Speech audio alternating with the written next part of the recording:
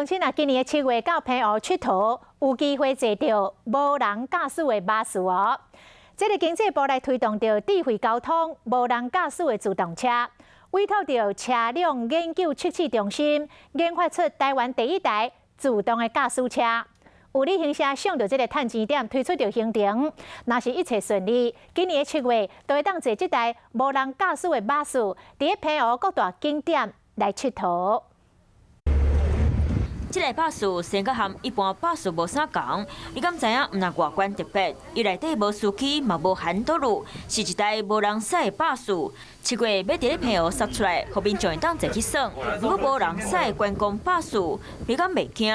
它安全上大家应该不用担心，因为它到处都是我们的感测器。这感测器等一下，假设我们跑一下，你可以看到，可以侦测到行人，会达到主动一个刹车的一个效果。